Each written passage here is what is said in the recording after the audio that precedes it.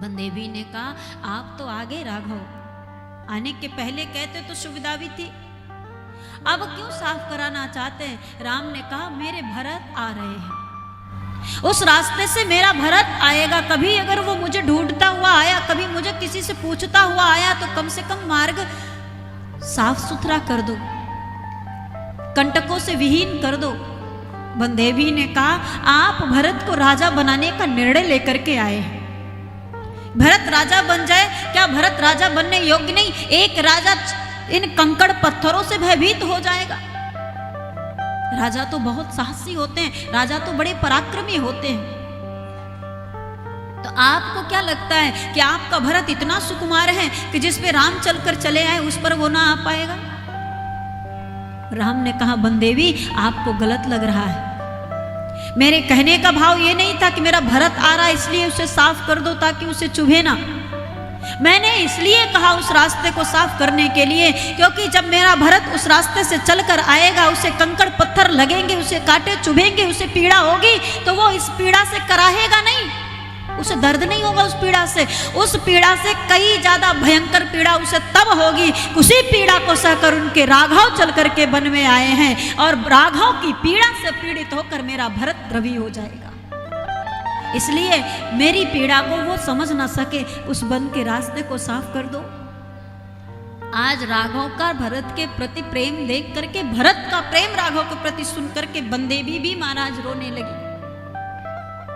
उधर भरत जब चलना शुरू किए महाराज तो चरणों में, भरत के पैरों में बड़े बड़े छाले पड़ गए। जब बड़े बड़े छाले पड़े भरत को, भरत अपने पैर को उठाकर देखे उसमें छाले पड़े हुए थे, तो भरत लगे रोने जोर जोर से। महाराज कौशल्या मैया दौड़ करके आई, भरत को सीने से लगा ली। अरे भरत किस लिए रो रहे हो, क्या हो गया? भरत अपने पैरों की तरफ इशारा किए, मां पैर। और जैसे ही कौशल्या मैया का दृष्टि भरत के पैर पर पड़ा, बड़े बड़े छाले भरत के पैर में पड़े हुए थे। महाराज कौशल्या समझ गई भरत को कष्ट हो रहा है, पीड़ा हो रही है। मैया कौशल्या ने कहा पैदल क्यों चल रहा है, इतनी तो व्यवस्थाएं हैं, जिस पे बैठना बैठ, चल मेरे साथ पालकी में ही बैठ जा, मैं अपने गोद में लेकर तुझे बिठाऊंगी, चल कोई कष्ट नहीं होने पाएगा। भरत ने कहा माँ मुझे कष्ट नहीं है, मुझे इन छालों से उतनी पीड़ा नहीं हो रही है, लेकिन आप विचार करो जब इस अपराधी भरत के चरणों में इस कठोर धरती पर चलने पर छाले पड़ गए तो मेरे सुकुमार राम इस रास्ते से गए होंगे तो उनके चरणों की क्या स्थिति हुई होगी माँ?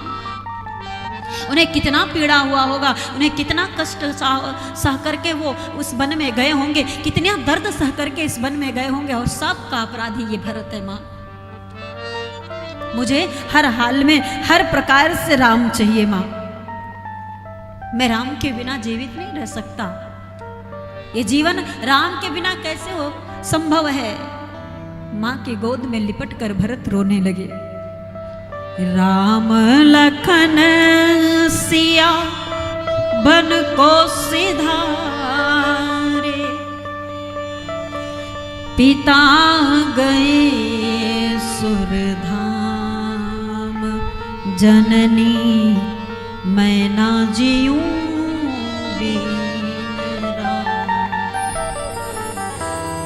बिना राम के मेरा जीवन संभव नहीं है। माँ को लिपट लिपट कर रोते रहे। माँ समझाई बस तनिक देर और, थोड़ी दूर पे ही राम होंगे। निषाद राजगुह आए, भरत को ढाढ़स बधाए, भरत बस थोड़ा सा और चल लीजिए, बस थोड़ी ही दूर पर आपके भैया है। और शत्रुघ्न और निषाद दोनों भरत के साथ पैदल चलने लगे, बस भरत को संभालने के लिए, साहस देने के लिए, ढाढ़स बधाने के लिए। और चलते हुए भरत जी जब राम घाट की धरती पर पहुंचे, चित्रकूट में राम घाट पहुंचे मंदाकिनी के तीर, तो सबको वहीं रोक दिए। शत्रुघ्न और निषाद राजगुह के साथ आगे बढ़े। और जब आगे बढ़े महाराज तो भरत जी ने कहा ये वो स्थान है जहां से राम जी बराबर आते जाते होंगे, जब भी अपने कुटिया से निकलते होंगे जिस रास्ते से बराबर आते जाते होंगे। ऐसे में तो सिर नीचे होना चाहिए ताकि ये धूली सिर पर लगे। परंतु इतना न कर सके तो कम से कम इन चरणों पद चिन्हों पर भगवान के अपने चरण तो न रखूं, कम से कम ये पद चिन्ह हमारे हृदय से तो लगे। भरत लेट गए। मैंने चर्चा किया था कल ना कामदगिर की परिक्रमा के बारे में। तो कामदगिर की परिक्रमा भरत जी लेट कर किए थे। आज भी बहुत सारे लोग लेट कर करते। भरत जी लेट कर इसलिए किए ताकि यहाँ की सारी धूली हम उनके शरीर में लग जाए, क्योंकि उस धूली के कड़ कड़ में उनके रागों का पद चिन्ह है, राघों का चरण पड़ा हुआ है। और आप सबसे भी निवेदन है, किसी भी तीर्थ में जाएं तो कपड़ा गंदा होने से मत डरें, वहां की धूली जरूर लगने दें, क्योंकि उस धूली के कड़ कड़ में परमात्मा का वास हुआ करता है। न जाने किस रूप में नारायण मिल जाए, उस धूली में ही परमात्मा का वास है। इसलिए उस धूली को तिलक लगाएं, उस धूली को प्रसादी समझकर पाएं, उस धूली का सदैव वंदन करें, नमन करें। और कभी भी अगर कपड़े में लग जाए तो साफ मत करें, लगे रहने दें। इसी बहाने भगवान का सानिध्य तो हो रहा। कौन है जो माया की काया को छोड़कर राम की माया में जाता है महाराज? किसी कारण से भी मिल जाए प्रभु की कृपा। लेट कर भरत जी गए, और जब भरत जी लेट करके जा रहे हैं तो महाराज एक ही बात बार बार विचार कर रहे हैं कि भैया पैदल चलते, भैया पैदल चलते, इस धरती पर पैदल चलते। बस यही सोचकर भरत बार बार लेट जाते हैं। पाहि नाथ कही पाहि गोसाई,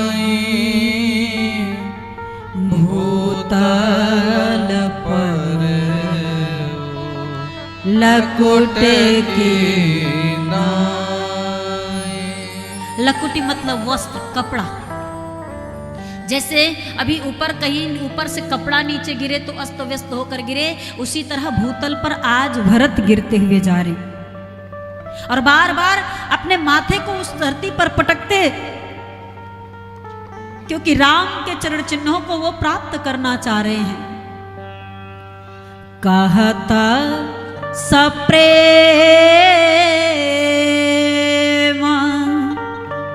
नाई मही माथा, भरत प्रणाम करत रघुनाथ। भरत जी बार बार उस धरती को प्रणाम करते हुए राम जी के पास पहुंचे, और जैसे ही राम जी के पास पहुंचे तो उन्हें लगा कि मैं राम का अपराधी हूं, तो राम के सामने में खड़ा नहीं हो सकता हूं। इसलिए अपने सिर को झुका करके भरत जी आज भगवान के चरणों में लेट गए, गिर पड़े। और जैसे ही चरणों में लेटे और गिरे, भगवान भरत को आता हुआ देखे। और एक दृश्य और गजब अद्भुत है महाराज। कामदगिर पर्वत के बिल्कुल बगल में ही एक पहाड़ और है।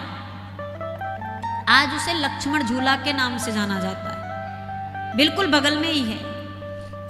परिक्रमा मार्ग में उसका मार्ग भी मिलता है, बहुत सारे लोग उस पे भी दर्शन करने जाते हैं। तो वहां लक्ष्मण जी के चरण चिन्हों को प्राप्त किया जाता है, चरण चिन्ह उद्धृत है वहां पे।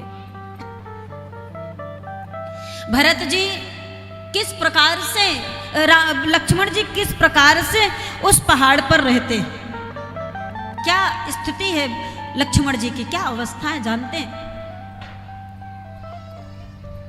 लक्ष्मण की इतनी निष्ठा को देख करके, लक्ष्मण की मुद्रा को देख करके,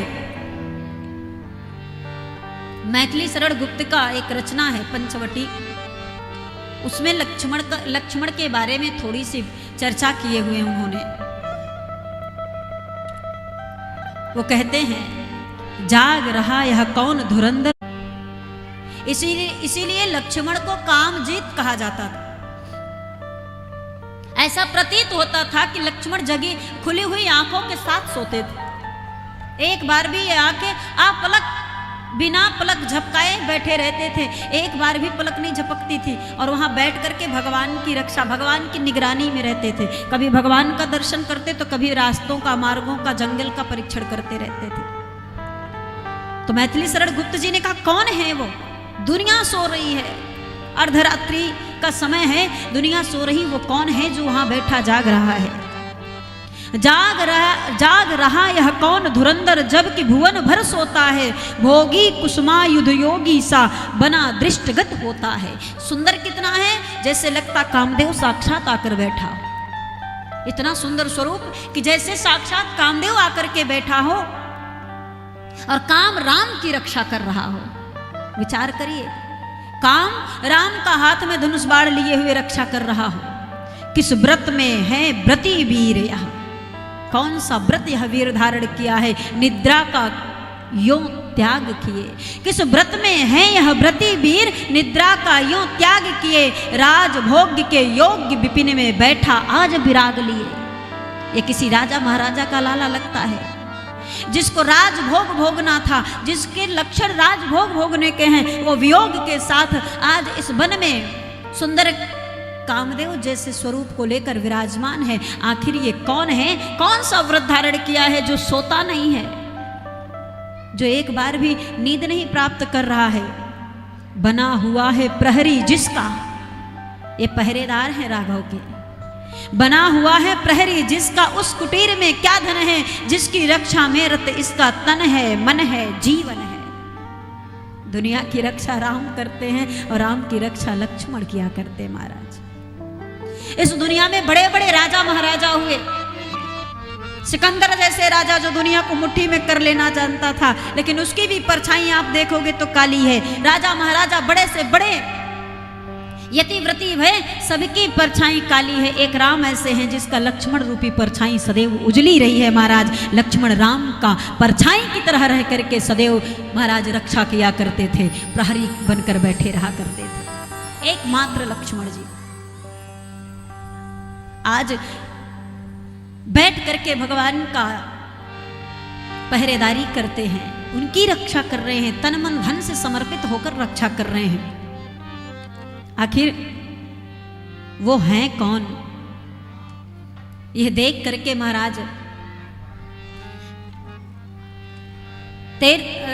भरत जी की भी दृष्टि लक्ष्मण पर, लक्ष्मण की दृष्टि भरत पर सबसे पहले पड़ी।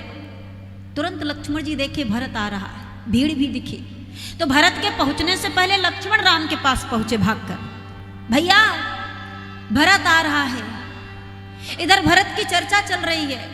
माँ जानकी जी राम जी से कहते हैं, मैंने आज सुबह में भोर में ही स्वप्न देखा। क्या स्वप्न देखा? स्वप्न में मेरे बार बार मुझे भरत दिखाई दे रहे थे, मुझे बार बार भरत दिखाई दे रहे थे। और भरत ऐसे दिख रहे थे, एकदम दुबले पतले से हो गए, एकदम कृशायमान हो गए हैं, सिर पर जटाजूट बांधे हुए हैं,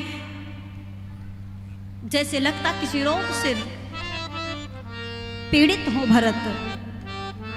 राघव आज ये भोर का सपना मैं जो देखी हूं, इसको देखकर मुझे भय लग रहा है, अपना भरत ठीक तो होगा? ये किशोरी जी राम जी से कह रहे। राम जी भी चिंतित हो गए कि भोर का सपना है। इतने में लक्ष्मण और कोलविल किरात दौड़ कर आए, भगवान भरत आ रहे, राघव भरत आ रहे। लक्ष्मण जी ने तो यहां तक कहा कि पूरे प्रजा के साथ, पूरी सेना के साथ भरत आ रहा है, बस आदेश करिए। आज इस भरत को बताता हूं कि राम अकेले नहीं है।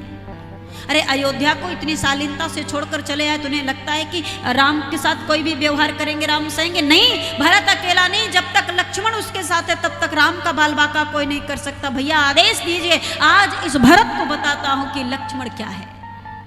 ध्यान रखें, मुनि विश्वामित्र जी अनेकानेक शास्त्रों को राम को दिए, शस्त्रों को राम को दिए, अनेक युक्तियां राम को दिए थे। बहुत दिन तक व्रत कैसे रहना है, ये युक्ति राम को किसी ने सिखाया तो वो विश्वामित्र जी सिखाए। बहुत दिन तक भूखे प्यासे रहना पड़े तो भूखे प्यासे रह सके, ये विश्वामित्र जी सिखाए। और एक चीज लक्ष्मण को सिखाया कि बहुत दिन तक जगना कैसे, नींद कैसे ना आए, ये शक्ति लक्ष्मण को सिखाए थे। ये सब साधना पर है महाराज। साधना आपकी हो अच्छी तो आप कुछ भी कर सकते हैं, और अच्छी चीजें, अच्छी शक्तियां अच्छे हाथों में चली जाए तो देश का, राष्ट्र का, धर्म का हमेशा भला होता है। अच्छे शस्त्र और शास्त्र भगत सिंह के हाथ में गए। भगत सिंह जैसे हाथों में अगर अच्छे शस्त्रों का और शास्त्रों का उपयोग कर दिया जाए तो फिर से राष्ट्र की रक्षा हो सकती महाराज। इसलिए विश्वामित्र ने इन ज्ञान को किसी और को नहीं दिया, राम को दिया। राम से बचा एक ज्ञान सिर्फ लक्ष्मण को दिया, जगने का, कि जागने की साधना कैसे करनी है। आज राम जैसे सुने उनका भरत आ रहा है, राम बिल्कुल अकुलाए, मेरा भरत आ रहा है। लक्ष्मण बोले नहीं भैया, आप नहीं जानते भरत की कुटिलता को, वो कैकेयी से मिला हुआ है। राम समझाए, वो लक्ष्मण न माने। लक्ष्मण तो मारने पर बिल्कुल तत्पर है कि मार दूंगा। राम जी बोले सावधान होकर के बाढ़ चलाना, पहले ध्यान देना कि भरत किस कारण से आया, कहीं अपराध ना हो जाए तुमसे। बोले ठीक। इधर भरत आए, भगवान के चरणों में गिरते, धरती पर गिर पड़े महाराज। चित्रकूट धाम को पता चला भरत जी आ रहे हैं। जैसे राम को सबने बताया तो चित्रकूट धाम भी सुन रहा, और हमेशा राघव के मुख से, जानकी के मुख से भरत की ही चर्चा सुनते रहते थे चित्रकूट धाम। आज जब देखे कि राम को सूचना मिला भरत आ रहे, तो चित्रकूट भी भरत से मिलना चाहता है, पूरा धाम मिलना चाहता है, भरत का आलिंगन करना चाहता है। और जैसे ही भरत जी आए और आते ही धरती पर चित्रकूट के गिर पड़े राघव के चरणों में, तुरंत चित्रकूट धाम भरत को अपनी बाहों में समेट लिया, आलिंगन कर लिया। और आज भरत को हृदय से लगाने पर चित्रकूट द्रवीभूत हो गया, गदगद हो गया महाराज। राम जी उठे और दौड़ पड़े। राम जी को न पटके की सुध, न तरकस की, न बाढ़ की, न धनुष की, सब फेंक करके दौड़े, हमारा भरत आया है। और दौड़ करके भरत को उठाए और उठा करके भरत को हृदय से लगाए। और जैसे ही भरत को हृदय से लगाए, भरत स्वयं को उस योग्य समझते नहीं थे। भरत ने राम की उदारता पर आज फिर से रोने लगे। भरत से मिलने के बाद निषाद राजगुह से, शत्रुघ्न से मिले तो निषाद राजगुह ने कहा राघव और सब भी आए हैं। राम बोले चलो मिलकर आते। सबसे जाकर राम जी एक एक करके सबसे मिलते हैं। उर्मिला भी आई थी। जानकी जी से उर्मिला मिली जब, तो जानकी बड़ी है, उर्मिला जी छोटी। तो उर्मिला को लेकर कुटिया में आई और कुटिया में बिठाई। कुटिया में बिठाने के बाद लक्ष्मण भी तपस्या में है। लक्ष्मण के पास किशोरी जी गई और जानबूझकर लक्ष्मण से कहती, क्योंकि सबके सामने लक्ष्मण उर्मिला से नहीं मिलेंगे, उनसे हालचाल नहीं पूछने वाले, उनसे बात नहीं करेंगे।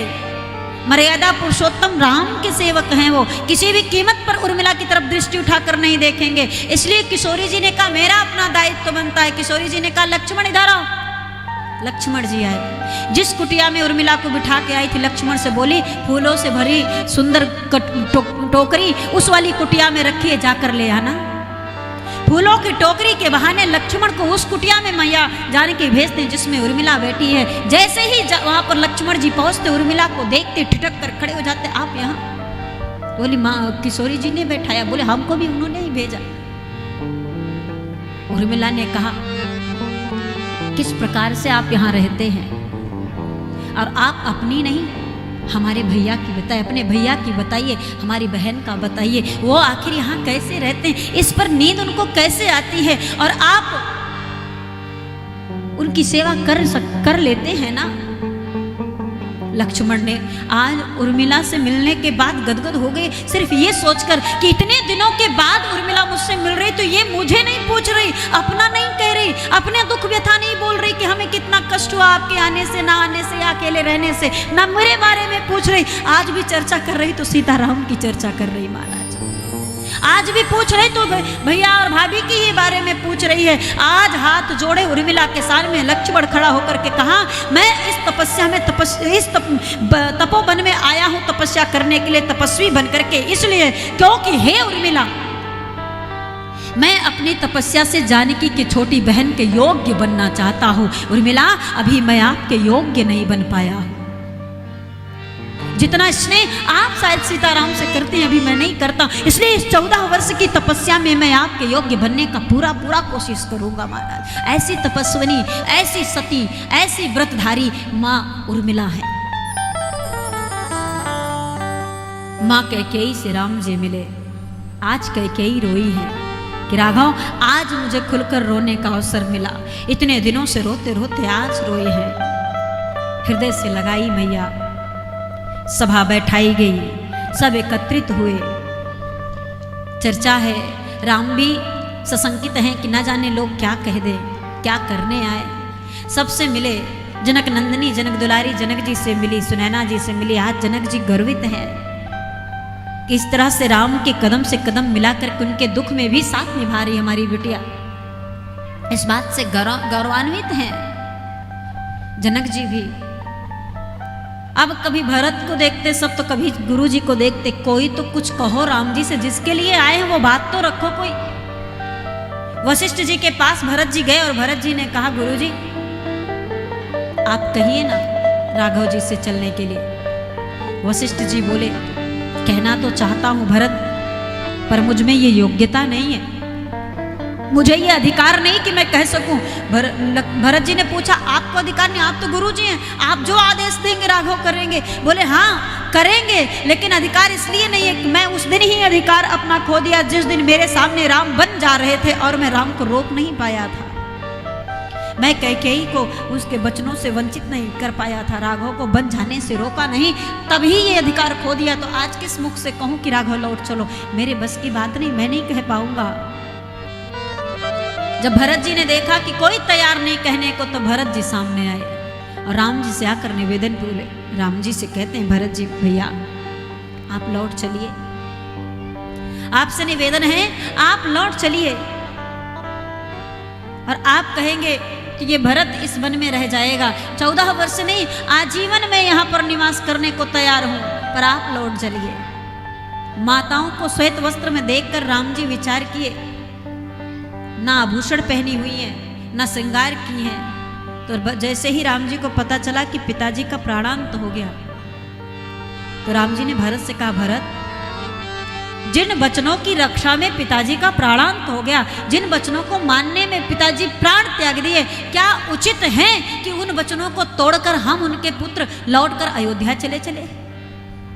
हमारा आपका क्या जिम्मेदारी, क्या दायित्व तो बनता है कि जिसकी रक्षा में कहते ना हमारे आपके रघुवंश में प्राण जाई बरु वचन न जाई, तो उन वचनों की रक्षा में पिताश्री का प्राण चला गया और आप कहते हो कि हम लौट कर चले चले। ये कितना उचित होगा? हमें हमारी मर्यादा से वंचित मत करो, हमें हमारी जिम्मेदारी का निर्वहन करने दो। ये सुन करके महाराज भरत चुप हो गए।